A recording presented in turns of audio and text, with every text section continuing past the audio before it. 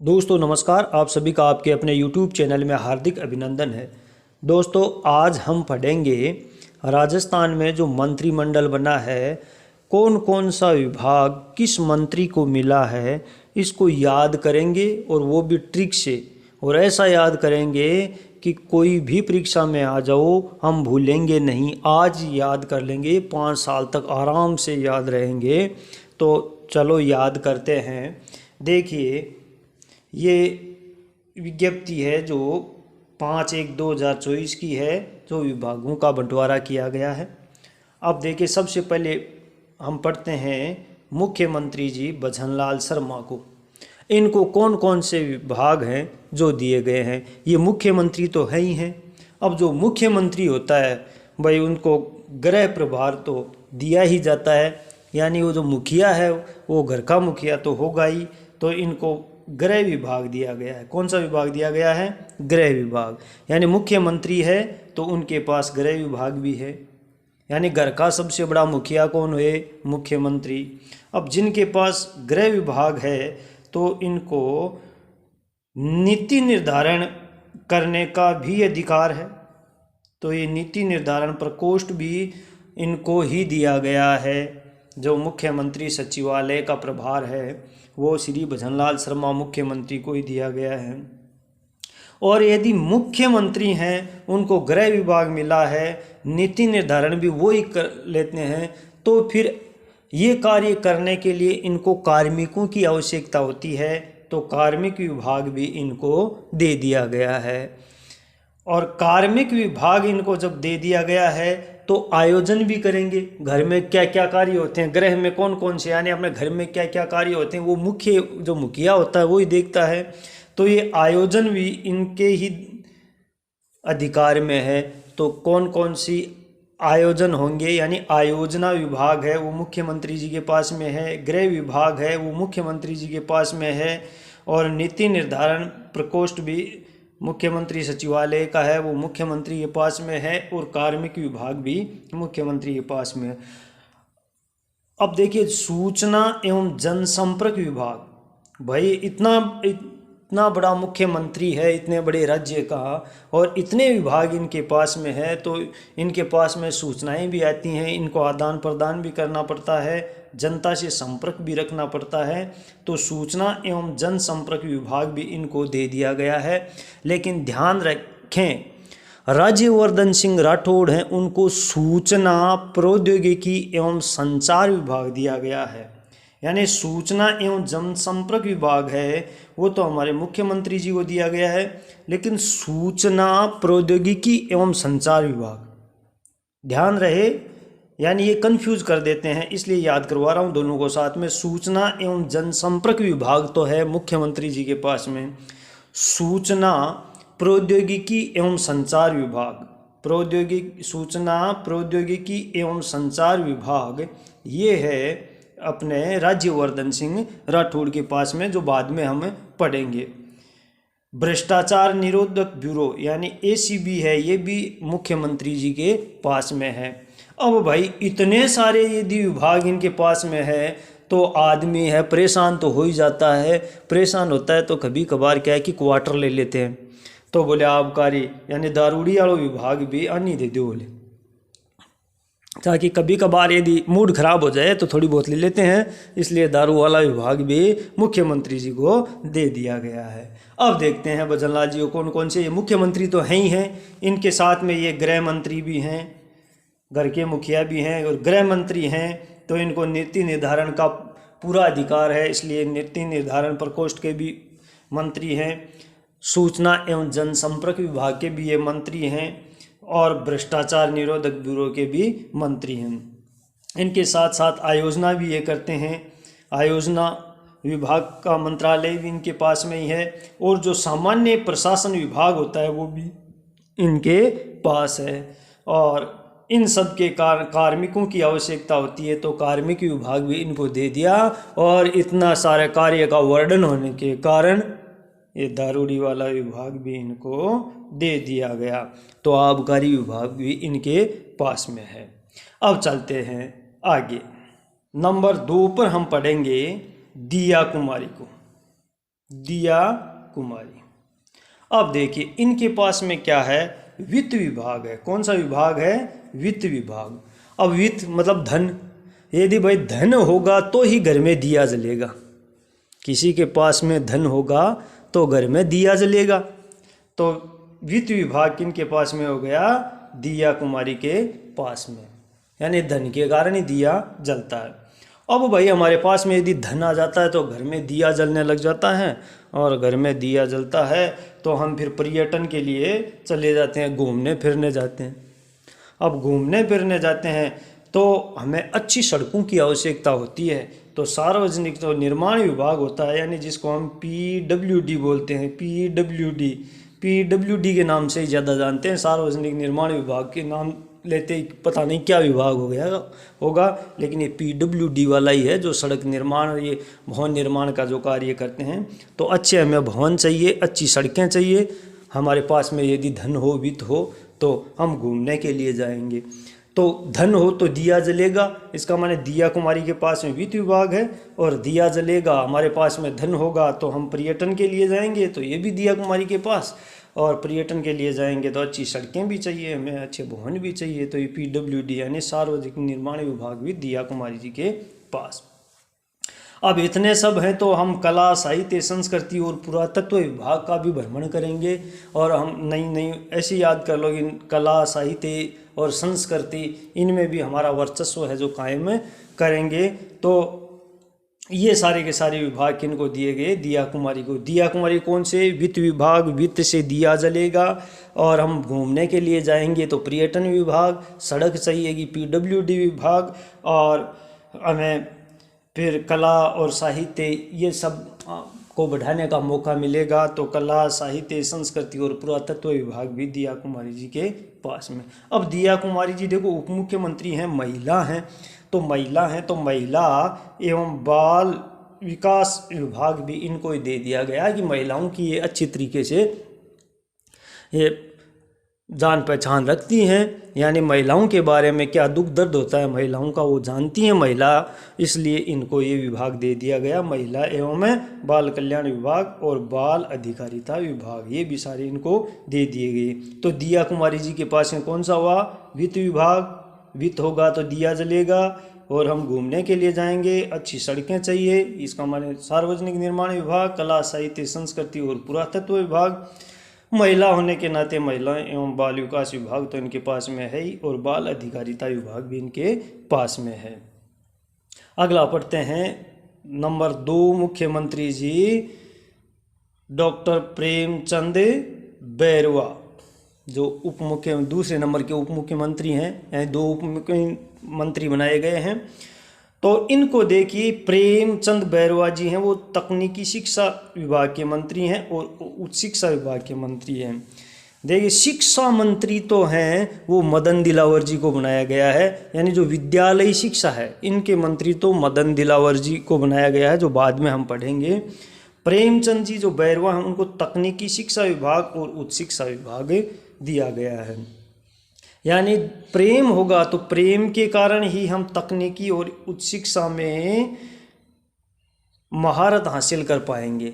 हमारे पास में यदि प्रेम है तो प्रेम से, यानी तकनीकी है वो क्रोध से प्राप्त नहीं की जा सकती, प्रेम से ही प्राप्त की जा सकती है। तकनीकी और उच्च शिक्षा है वो प्रेम से ही प्राप्त किए जा सकते हैं, इसलिए प्रेमचंद बैरवा को तकनीकी शिक्षा विभाग और उच्च शिक्षा विभाग दे दिया गया। फिर इनको बोले भाई प्रेम है तो प्रेम से ही पहले, यानी डॉक्टर्स पुराने होते थे जो आयुर्वेदिक होते थे वो प्रेम से ही, यानी अपनी बातों से ही लोगों को है जो उनकी बीमारी है दूर कर दी जाती थी।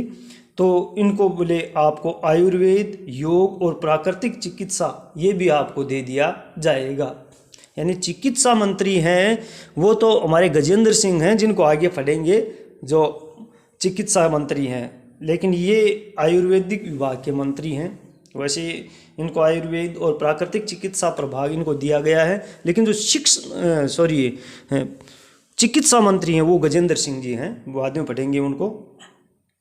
अब इनको आयुर्वेद, योग, प्राकृतिक चिकित्सा एवं यूनानी, सिद्धा एवं होम्योपैथी आयुर्वेद विभाग भी इनको दे दिया गया। होम्योपैथी वाला भाई प्रेम प्रेम से ही होते हैं ये कार्य सारे के सारे। होम्योपैथी, आयुर्वेदिक, योग, प्राकृतिक चिकित्सा, ये सारे के सारे प्रेमचंद जी को सौंप दिए गए हैं। फिर परिवहन एवं सड़क सुरक्षा विभाग, परिवहन और सड़क सुरक्षा विभाग भी इनको दे दिया गया है। जगह दो देने वालों, मोहब्बत हो सवारी को, मज़ा तो तब है जब मोहब्बत हो सवारी को। सवारी से ऐसी बसों में लिखा जाता है, इसलिए मोहब्बत यानी प्रेम है तो ही परिवहन किया जा सकता है। तो परिवहन और सड़क की सुरक्षा विभाग भी प्रेमचंद जी को दे दिया गया है। तो अब तक हम 3 मंत्रियों को पढ़ चुके हैं, क्या क्या विभाग है। इनको यदि एक बार और देखेंगे तो आराम से ही याद हो जाएगा। अब आगे चलते हैं। नंबर 4 पर आपके सबके चहेते, युवाओं के चहेते मंत्री जी हैं किरोड़ी लाल जी मीणा। किरोड़ी लाल, कैसे किरोड़ी कैसे कृषि, कृषि एवं उद्यानिकी विभाग है जो किरोड़ी लाल जी को ही दे दिया गया है। विभागों में कैसे प्रारंभ होने वाला है, कृषि विभाग ही है। और आपके किरोड़ी लाल जी भी कैसे होते हैं, वैसे कैसे कन्हैया लाल जी भी एक मंत्री हैं, लेकिन उनको बाद में पढ़ेंगे। आप कृषि से किरोड़ी जी को ध्यान रखना। कृषि एवं उद्यानिकी विभाग किरोड़ी लाल जी मीणा को। अब हम इनको याद रखेंगे कि ये भाई कहीं पर भी कोई भी आपदा आ जाती है, युवाओं में जब भी आपदा आई है ये तैयार रहे हैं, इसलिए इनको क्या दे दिया, बोले आप तो आपदा प्रबंधन करने वाले हो, इसलिए आपदा प्रबंधक। सहायता एवं नागरिक सुरक्षा विभाग इनको दे दिया गया। सहायता के लिए, आपदा प्रबंध के लिए, नागरिक सुरक्षा के लिए हर दम तैयार रहते हैं, इसलिए इनको ये विभाग ही सौंप दिया। बहुत ही सोच समझ कर विभाग हैं वो सौंपे गए हैं मंत्रियों को। देखिए हम आगे से आगे ज्यों ज्यों पढ़ते जाएंगे त्यों त्यों यानी इनका मेल है आपस में बैठता जाएगा और हमारे याद होते जाएंगे।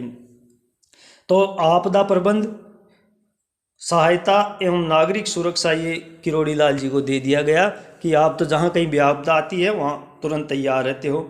जन अभियोग निराकरण अभियान और जन संपर्क में ये रहते ही हैं, तो जन अभियोग निराकरण अभियान भी विभाग भी इनको दे दिया गया है।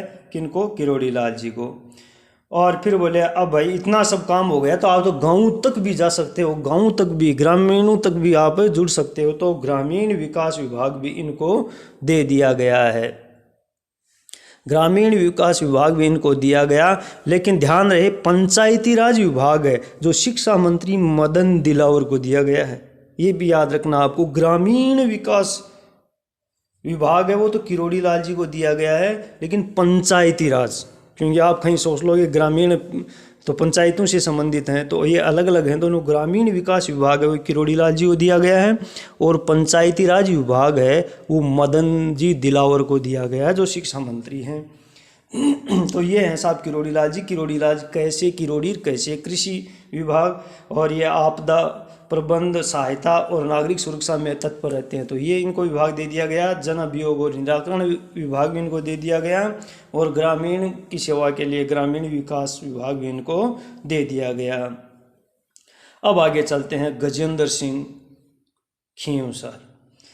अब देखिए इनके नाम से ही पता होता है गज धन इंद्र, यानी हाथी। गज मानी हाथी, हाथी के सम्मान इनकी देही है। अब है नहीं लेकिन आप समझ लो इनको याद करने के लिए, हाथी के समान इनकी देही है, तो स्वास्थ्य तो अच्छा ही होगा, और जिनका स्वास्थ्य अच्छा होता है उनको स्वास्थ्य एवं चिकित्सा विभाग का मंत्री बना दिया जाता है। तो गजेंद्र सिंह, याद रखना, गज यानी हाथी की तरह जिनकी देही है, उनको स्वास्थ्य विभाग एवं चिकित्सा विभाग दिया गया है। चिकित्सा एवं स्वास्थ्य सेवाएं ESI भी इनको दी गई हैं। तो 5 तक हम मंत्री याद कर चुके हैं। अगला मंत्री याद करते हैं नंबर 6, कर्नल राज्यवर्धन सिंह राठौड़। अब देखिए कर्नल राज्यवर्धन सिंह राठौड़ है वो सेना में रहे हुए हैं, सैनिक थे और सेना से ये देश के लिए खेले थे, इसलिए कर्नल हैं, और कर्नल होने के कारण इनको सैनिक कल्याण विभाग सौंप दिया गया है। बहुत आराम से याद रह जाएगा। क्योंकि सेना से संबंधित थे तो सेना वाला विभाग ही दे दिया। यानी बहुत ही अच्छी तरीके से सोच समझ कर विभागों का बंटवारा किया गया है भजनलाल जी के द्वारा। हमें पता है ये खिलाड़ी थे और 2004 में एथेंस ओलंपिक में भारत को पहला रजत पदक दिलाया था इन्होंने, इसलिए इनको खेल विभाग, युवा मामले और खेल विभाग भी इनको दे दिया गया है। सेना में थे इसलिए सैनिक कल्याण विभाग दे दिया गया, खिलाड़ी थे इसलिए युवा मामले और खेल विभाग दे दिया गया है। बोले राज्यवर्धन, तुम तो वर्धन करने वाले हो, बढ़ाने वाले हो, इसलिए उद्योग एवं वाणिज्य ही आपको दे दिया जाएगा। उद्योग और वाणिज्य का वर्धन करो, वाणिज्य का वर्धन करो, उद्योग एवं वाणिज्य का वर्धन करो राज्यवर्धन सिंह राठौर साहब, इसलिए आपको उद्योग एवं वाणिज्य विभाग भी प्रदान कर दिया गया है। सूचना प्रौद्योगिकी एवं संचार विभाग, इसका भी आपको वर्धन करना है, इसलिए ये भी आपको सौंप दिया गया है। कौन सा? सूचना प्रौद्योगिकी एवं संचार विभाग। ध्यान रहे सूचना एवं जनसंपर्क विभाग हमने भजनलाल जी के साथ पढ़ा था। सूचना एवं जनसंपर्क विभाग तो है मुख्यमंत्री भजनलाल जी के पास में, और सूचना प्रौद्योगिकी एवं संचार विभाग जो है वो है राज्यवर्धन सिंह जी के पास में। तो ये आपको अच्छी तरीके से याद रखना है। वीडियो को एक बार देखकर दोबारा और देख लोगे तो आराम से याद हो जाएगा, फिर आपको कोई और वीडियो देखने की, याद करने की कोई आवश्यकता नहीं, 5 साल तक आराम से याद रहेगा। कौशल नियोजन एवं उद्यमिता विभाग ये भी इनको दे दिया गया। वर्धन करोगे तो नए नए कौशलों का विकास करोगे, और विकास करोगे तो कौशल और नियोजन एवं उद्यमिता विभाग भी आपको ही सौंप दिया जाता है। तो कर्नल राज्यवर्धन सिंह राठौड़ को, ये कर्नल हैं इसलिए सैनिक कल्याण विभाग दे दिया गया, ये खिलाड़ी है इसलिए युवा मामले और खेल विभाग दे दिया गया है। ये उद्योग एवं वाणिज्य का वर्धन करने वाले हैं इसलिए ये विभाग भी दे दिया गया। और सूचना और प्रौद्योगिकी जो नया विकसित होने वाला उद्योग है वो भी इनको दे दिया गया है। कौशल नियोजन एवं उद्यमिता विभाग भी इनको दे दिया गया है। अब पढ़ेंगे हम मदन दिलावर, दिलावर हैं दिलदार, इनको मिला है शिक्षा विभाग। अब आपको पता है शिक्षा विभाग यानी 6 से 8 तक की स्कूल हैं वो पंचायती राज विभाग के अधीन आती हैं, और 9 से 12 तक की स्कूल है वो शिक्षा विभाग के अधीन आती है। तो ये दोनों ही विभाग इनको दे दिए गए, यानी शिक्षा विभाग दे दिया गया तो पंचायती राज विभाग भी इनको दे दिया गया। ये बहुत ही सोची समझी नीति है, बहुत ही अच्छी तरीके से सोच कर दिया है। पंचायती राज विभाग यदि किसी दूसरे को दे दिया जाता है, शिक्षा विभाग यदि दूसरे को दे दिया जाता तो बड़ी मुश्किल हो जाती है। 3rd ग्रेड टीचरों के तबादले तब ही नहीं हो पाते हैं क्योंकि ये 2 मंत्रियों के पास में रहते हैं तो बड़ी परेशानी होती है, इसलिए इनको ही दे दिया गया है। बहुत ही अच्छा कार्य किया है। और संस्कृत शिक्षा विभाग भी इनको दे दिया गया। तो स्कूली शिक्षा का सारा टंटा है वो इन्हीं एक ही मंत्री को दे दिया गया, वो हैं मदन दिलावर। अब आगे बात करते हैं श्री कन्हैयालाल जी। कैसे कन्हैयालाल जी, कैसे किरोड़ी जी से। किरोड़ी जी को तो कृषि विभाग दे दिया, लेकिन कन्हैया जी को क्या दें? बोले कन्हैया जी आपको कृषि तो नहीं मिलेगा, कृषि तो किरोड़ी जी को ही देंगे। तो मैं क्या करूं भाई? तो आपको मिलेगा भूजल विभाग। आप भूमि में जो जल है उसका पता लगाओ, ढूंढो आप, तो कन्हैया जी उसको ढूंढो। तो इनको दे दिया गया भूजल विभाग। और फिर जन स्वास्थ्य अभियांत्रिकी विभाग, जन स्वास्थ्य अभियांत्रिकी विभाग भी इनको दे दिया गया। तो कन्हैयालाल जी को भाई इस तरीके से याद रखना है कि कन्हैयालाल जी हैं वो कृष्ण कन्हैया हैं जो कभी अपनी रासलीला रचाते थे। तो वो भूजल यानी पृथ्वी के नीचे जल है उसमें अपनी रासलीला रचा लेते हैं, और ये जन स्वास्थ्य का बहुत ध्यान रखते हैं। तो जन स्वास्थ्य अभियांत्रिकी विभाग भी इनको मिल गया कि इनको कन्हैयालाल जी को। अब आगे बात करते हैं श्री जोगाराम पटेल। ये पटेल साहब हैं भाई, पटेल जी भी आराम से याद हो जाएंगे। अब देखिए पटेल जी बोले यार के पटेलाई करें हैं तो, यानी जो गांव में ऐसे होते हैं ना वो जो पटेलाई करते हैं, वैसे ग्रासिया जो जनजाति है उनका जो मुखिया होता है उनको पटेल कहा जाता है, उनको पटेल कहा जाता है। यानी मुखिया होता था जो न्याय करता था ग्रासियों की पूरे गांव में, वो मुखिया होता था। तो इनको बोले तू तो न्याय करने वाला ही है इसलिए आपको न्याय विभाग दे दिया जाएगा।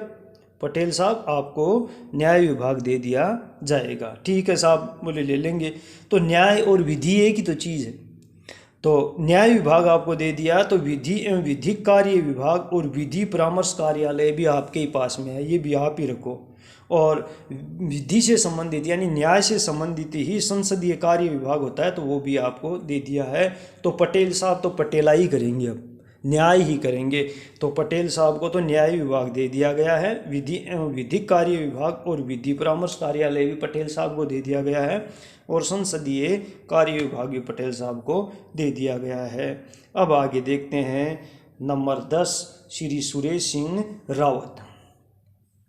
तो सुरेश सिंह रावत को तो आप भाई ऐसे इनका याद कर लो, आप इनको जल संसाधन विभाग यानी भूजल तो अभी याद किया था हमने, कन्हैया लाल जी को दिया है, और सुरेश सिंह रावत को दिया गया है जल संसाधन विभाग और जल संसाधन आयोजना विभाग, यानी दोनों के दोनों जल संसाधन विभाग और जल संसाधन आयोजना विभाग दोनों के दोनों हैं, सुरेश सिंह रावत को दिया गया। तो भाई इसको तो ऐसे याद कर लो आप, स्टडी बाई सुरेश कुमार पर ही पढ़ रहे हो।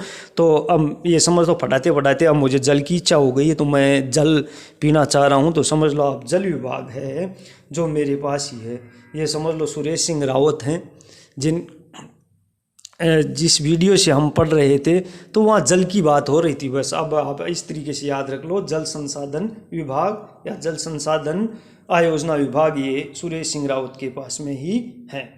अगला प्रश्न है श्री अविनाश गहलोत। ओहो, गहलोत साहब, ये अशोक गहलोत नहीं, ये अविनाश गहलोत हैं।